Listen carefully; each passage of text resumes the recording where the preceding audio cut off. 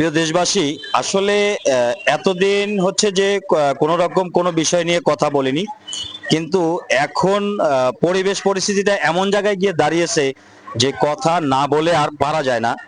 সেটা হচ্ছে যে আপনারা অনেকেই জানেন, যেহেতু আমি বাইকের সাথে জড়িত, আপনারা অনেক বাইকার ভাইরা আছেন, মেকানিক ভাইরা সবাই জানেন যে, এবং যাদের মোটরসাইকেল আছে যারা চালাচ্ছে তারা সবাই শুনেছেন যে যে আগামী বাজেটে মোটরসাইকেলের উপরে আয়কর বসতে চলেছে। এটা এখন সবাই জানে কম বেশি, এবং নিচে দেখতে পাচ্ছেন আমি দিয়ে দিয়েছি যে 125 সিসি বাইকের হচ্ছে যে 2000 টাকা, এবং 165 সিসি পর্যন্ত হচ্ছে 5000 টাকা, এবং এর উপরে যেগুলো আছে সেগুলো হচ্ছে 10,000 টাকা। সরকার এখন আয়করটা ধার্য করেছে। কিন্তু আমার কথা হচ্ছে, যে দেশে মোটরসাইকেল এখন কিন্তু ফ্যাশন বা ফুটানি নাই, এখন কিন্তু মানুষ প্রয়োজনে মোটরসাইকেল ব্যবহার করে বাংলাদেশের মানুষ।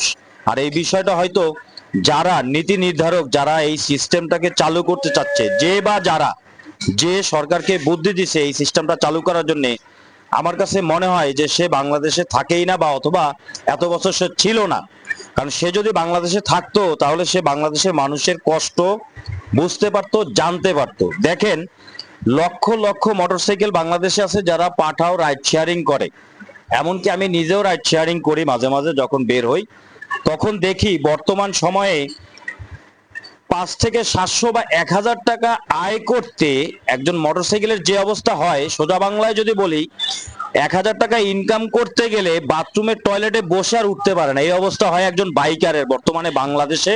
যারা রাইড শেয়ারিং করে, লক্ষ লক্ষ মানুষ তাদের পরিবার পরিচালনা করে, রাইড শেয়ারিং করে ইনকাম করে।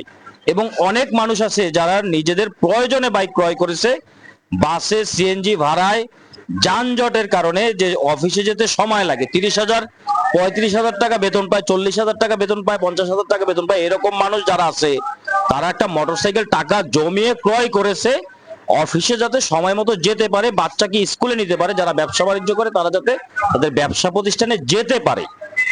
এই সুবিধার জন্য একটা মোটরসাইকেল ক্রয় করেছে কষ্ট করে টাকা জমিয়ে। এরপরে দেখেন, যে মোটরসাইকেলটা ক্রয় করেছে সেটা যখন সে কিনেছে তখন কিন্তু সে 100% ভ্যাট ট্যাক্স দিয়েছে।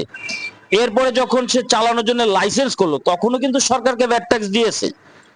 এরপরে বাইকটা যখন রাস্তায় চলবে তার জন্য কিন্তু বাইকের ট্যাক্স টোকেনও করেছে, সরকারকে ট্যাক্স দিচ্ছে প্রতি বছর। তারপরেও দেখেন, রাস্তায় যদি কোথাও নো পার্কিং, কোথাও যদি দাঁড়িয়ে থাকে, নো পার্কিং এর মামলা দেয়। সরকারকে সর্বদিক থেকে টাকা দেওয়ার পরেও, রাজস্ব খাতে টাকা দেওয়ার পরেও তাদেরকে মাফ করা হয় না। নো পার্কিং এর, রং পার্কিং বা উল্টোপাল্টা গেলে মামলা দেওয়া হয়। চাইলে তো মাফ করে দিতে পারতো, কারণ সে তো রাজস্ব খাতে টাকা দিচ্ছে, তারপরেও মাফ করে না। কিন্তু অটো রিক্সাগুলি আপনারা দেখেন রাস্তার মোড়ে মোড়ে দাঁড়ায় থাকে, উল্টো পাল্টা ঢুকাই দিতেছে, যেমনে খুশি সামনে যাইতেছে, রাস্তার পাশে মোড়ে দাঁড়ায় থাকে। সেগুলো সরকারের না ড্রাইভার লাইসেন্সে, না ড্রাইভার টাকা দেয়, না সেই অটো রিক্সাওয়ালা টাকা দেয়। সরকার কোনো কিছুই পাচ্ছে না, কিন্তু যারা দিচ্ছে তাদেরকে মামলা দিচ্ছে, তাদেরকে রাস্তায় দাঁড়িয়ে থাকে নো পার্কিং এর মামলা দিতেছে। মানে যত অত্যাচার অন্যায় হচ্ছে, যারা সৎ পথে থাকে, যারা সঠিকভাবে সরকারকে টাকা দেয়, তাদেরকেই সবসময় চাপানো হয়। দেখেন, এই যে মোটরসাইকেলের উপর এখন আয়করটা যে দেওয়া হয়েছে, এটা কতটা জুলুম। জুলুম কিন্তু আল্লাহ সহ্য করে না। যে বা যারা এই বুদ্ধিটা দিতেছে সে আসলে তার কোনো ধারণাই নেই যে বাংলাদেশে মানুষ মোটরসাইকেল এখন শখে ব্যবহার করে না, ফুটানি করার জন্য ব্যবহার করে না, মানুষ প্রয়োজনে ব্যবহার করে। অনেক কষ্ট করে মানুষ একটা মোটরসাইকেল কিনে, যাতে নিজের যাতায়াত সুবিধার জন্য, যাতায়াতের জন্য যাতে সহজ হয়। রাস্তায় ভোগান্তি, ঘন্টার পর ঘন্টা জ্যামে দাঁড়ায় থাকতে হয়। গুলিস্তান থেকে গুলশান আসতে 1.5 ঘন্টা সময় লাগে বাসে। অফিসের কাজ করতে পারে না মানুষ, পাঠাও রাইড শেয়ারিং বাইক দিয়ে মানুষ চলাচল করে। এই মানুষগুলো ইনকাম করে সংসার চালায়। আর সেই মানুষগুলোর উপরে আপনারা কি করতেছেন? কর বসায় দিতেছেন উল্টা। এইটা ঠিক না, এই ধরনের জুলুম আল্লাহ সহ্য করে না। আমি কেন বললাম যে বা যারা এই নিয়মটা সরকারকে বুদ্ধি দিচ্ছে তারা জানে না, এর কারণ হচ্ছে, আপনাদের হয়তো মনে আছে আওয়ামী লীগের এক এমপি বলেছিল, বাংলাদেশে কি 2 টাকায় চকলেট পাওয়া যায়, 2 টাকার কোনো জিনিস আছে? সে তো ঠিকই বলেছে, কারণ তার কাছে এত টাকা আছে, সে জানে না যে বাংলাদেশে মানুষ এখনো অসহায় গরিব আছে, কারণ সে তো টাকার কুমির হয়ে গেছে। হ্যাঁ, সে তো কোনোদিন 2 টাকার চকলেট কিনে নাই। সে যখন চকলেট কিনে 1000 টাকার বক্স কিনে, সে কিভাবে বুঝবে গরিব মানুষের সন্তানের কষ্ট? যে 2 টাকায় চকলেট কিনে, এখনো 2 টাকায় চকলেট কিনে গরিব মানুষের রিক্সাওয়ালার সন্তানরা কিনে খায়। তো ঠিক একই রকম অবস্থা হইছে এই যে বা যারা সরকারকে বুদ্ধি দিছে 2000 টাকা 5000 টাকা 10,000 টাকা এই যে আয়করটা বসানোর জন্য মোটরসাইকেলের উপরে। আমি আপনাদের কাছে অনুরোধ করব এই আয়করটা, এই যে বাড়তি একটা চাপ প্রেসার মোটরসাইকেল বাইক চালকদের উপরে, এটা আপনারা বন্ধ করেন।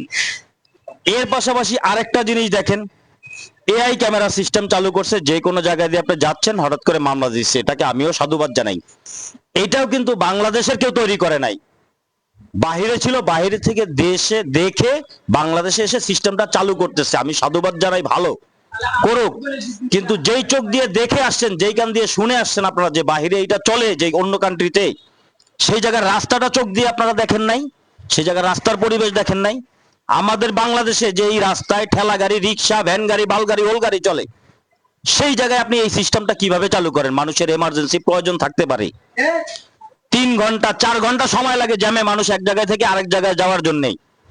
আপনারা সেই বিদেশে যেই জায়গায় সিস্টেমটা দেখে আসছেন, এই যে পয়েন্ট কাটার সিস্টেম, আরেকটা সিস্টেম করছেন লাইসেন্সের পয়েন্ট কাটার, কাটেন আপনারা, সমস্যা নাই, কিন্তু মানুষের যাতায়াতের রাস্তা দেন আগে, রাস্তা দেন মানুষকে। যেইখানে যেই দেশে সিস্টেম দেখছেন আপনি, কারণ আপনি তো তৈরি করতে পারেন, এটা আমার বাবাও তৈরি করে না, বাইরে অন্য লোক তৈরি করছে, আপনি আমি দেখে এখন চালু করতেছি, দেখা দেখি। তো সেই জায়গার রাস্তাটা দেখেন আগে, সেই দেশের রাস্তাটা আগে দেখেন, সেই জায়গার রাস্তাটা কিরকম, সিগন্যাল গুলি কিরকম, রাস্তাটা কত বড়, রাস্তা কত ফ্রি থাকে, ঠেলা গাড়ি, ভ্যান গাড়ি, রিক্সা সব একসাথে চলে না। ওই দেশের মতো রাস্তা আমার দেশে আগে তৈরি করেন, তারপরে আপনি মামলা দেন, লাইসেন্সের পয়েন্ট কাটেন, কারো আপত্তি থাকবে না। সেইটা না করে এই যে এআই মামলা শুরু করছেন, তারপর হচ্ছে যে লাইসেন্সের পয়েন্ট কাটা শুরু করছেন, হাজার হাজার ড্রাইভারদের এখন ভয় মনে, লাইসেন্স বাতিল হয়ে যাচ্ছে, অনেকের লাইসেন্স অলরেডি বাতিল হয়ে গেছে। এবং এই যে মোটরসাইকেল উপর আয়কর চালু করতেছেন, এবং সবচেয়ে খারাপ লাগছে যে সেটা হচ্ছে যে অটোরিকশা অবৈধ থাকার পরেও পুলিশ ধরতেছে না, মামলা দিতেছে না। যেই পরিমাণে ঢাকা শহরে অটোরিকশাগুলি বাড়ছে, এখন যদি আপনারা পারমিশন দেন, বছরে 5,000 টাকার ট্যাক্স নেন অটোরিকশা থেকে, এটা তো 2 গুণ 3 গুণ বেড়ে যাবে। অটোরিকশার যন্ত্রণায় ঢাকা শহরে থাকা যাবে না।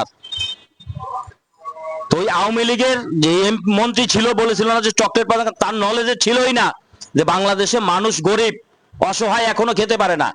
ঠিক সেই রকম যে বা যারা বুদ্ধি দিচ্ছে, সে তো এত বছর দেশে ছিল না, সে জানে না দেশের মানুষের কষ্টটা কি।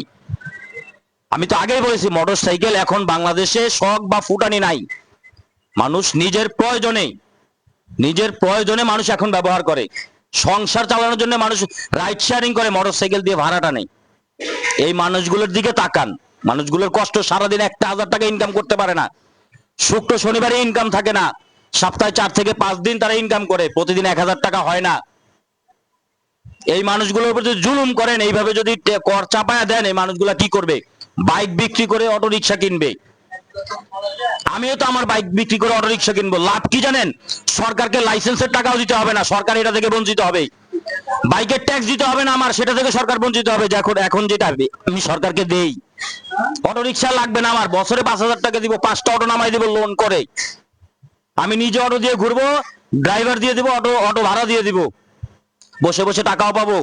অটো মেইন রোডে সব জায়গায় দাঁড়াবে, পুলিশ মামলা দিবে না, উল্টো পাল্টা যেতে পারবে, কোনো সমস্যা হবে না। কিন্তু বাইকার যদি যায়, একটা বাইক যদি যায় আপনারা মামলা দেন, একটা সিএনজি যদি যায়, একটা বাস যদি ঘুরতে যায় আপনারা মামলা দেন, প্রাইভেট কারগুলোকে রাস্তার পাশে দাঁড়িয়ে থাকলে মামলা দেন, সরকারকে ট্যাক্স দেওয়ার পরেও, রাজস্ব খাতে টাকা দেওয়ার পরেও তাদেরকে মামলা দেন আপনারা, তাদেরকে ক্ষমা করেন না। চাইলে মাফ করতে পারেন আপনারা, কিন্তু মাফ করেন না। যারা টাকা দেয় তাদের উপরে আপনারা চড়াও হয় না, যারা না দেয় তাদের উপরে আপনারা কিছু করতে পারেন না, কিছু বলতেও পারেন না। আপনারা রিক্সাওয়ালারা গরিব, এই দেশে অনেক মোটরসাইকেল চালক আছে গরিব অসহায় আছে, তাদের দিকে তাকান। আপনারা যে সিস্টেম, বাইকার ভাইদেরকে বলতেছি যে এই যে সিস্টেমটা চালু হচ্ছে, আগে থেকে আপনারা সাবধান হয়ে যান, আপনারা আগে থেকেই সাবধান হন, যে যার অবস্থান থেকে এটার প্রতিবাদ জানান, এটা যাতে ফাইন পাস করা না হয়। যদি একবার পাস করে তাহলে বুঝতে পারবেন আপনাদের অবস্থাটা কি হয়। মোটরসাইকেলের আয়কর কি, আয়কর দিবে একটা মোটরসাইকেল বছরে 2,000 টাকা, কোথা থেকে দিবে? অনেক মানুষ আছে যারা রাইড শেয়ারিং করে, অল্প বেতনে চাকরি করে, অফিসের পিয়ন অল্প বেতনে চাকরি করে, যাতে অফিসে ঠিক মতো যেতে পারে না, কষ্ট করে টাকা জমিয়ে একটা মোটরসাইকেল কিনছে, সে অফিসে যাওয়া আসা করবে, একটু ফ্যামিলি নিয়ে বন্ধের দিনে ঘুরতে যাবে, নিজের কাজের প্রয়োজনে বাচ্চা স্কুলে যায়, স্কুলে দিতে যাবে, ব্যবসা প্রতিষ্ঠানে যাবে। এগুলো বন্ধ করেন। দেশের মানুষের কষ্ট আপনারা বোঝার চেষ্টা করেন। আগে টাকা দেখেন, আগে মানুষের কষ্ট বোঝেন। যে কোনো ডিসিশন নেওয়ার আগে ভেবে চিন্তে ডিসিশন নেন, যাতে মানুষের মনে আঘাত না লাগে, মানুষ যাতে আপনাদেরকে স্বৈরাচার না বলে। এগুলো আগে 10 বার ভাবেন, তারপরে ডিসিশন নেন। আজকে আমার মনে কষ্ট দিচ্ছেন, কালকে অটোরিকশা চালকের মনে কষ্ট দিবেন, পরশুদিন প্রাইভেট কার চালক মালিকের মনে কষ্ট দিবেন, তারপরের দিন ব্যবসায়ীদেরকে দিবেন। মানুষকে কাছে থেকে দূরে সরায় দিয়েন না, কাছে টানার চেষ্টা করেন, মানুষের যাতে কষ্ট না হয় সেই চিন্তা করেন। অনেক কষ্ট লাগে টাকা ইনকাম করতে, অনেক কষ্ট হয়। বর্তমানে 1000 টাকা দৈনিক ইনকাম করতে বাংলাদেশে লক্ষ লক্ষ কোটি কোটি মানুষ আছে যাদের কষ্ট হয়, তাদের দিকে তাকান। আমি আবারও বলছি, যে কোনো ডিসিশন নেওয়ার আগে ভেবে চিন্তে ডিসিশন নেবেন, নেওয়ার পরে যেন পস্তাতে না হয় এরকম কোনো সিদ্ধান্ত আপনারা নেবেন না। আপনাদের কাছে অনুরোধ থাকবে, যদি আপনাদের কাছে ভিডিওটি ভালো লাগে তাহলে অবশ্যই বেশি বেশি শেয়ার করবেন, লাইক করবেন এবং কমেন্টস করে মতামত জানাবেন। আজকের ভিডিওতে এই পর্যন্তই, দেখা হবে পরবর্তী ভিডিওতে। সে পর্যন্ত সবাই ভালো থাকবেন। আল্লাহ হাফেজ।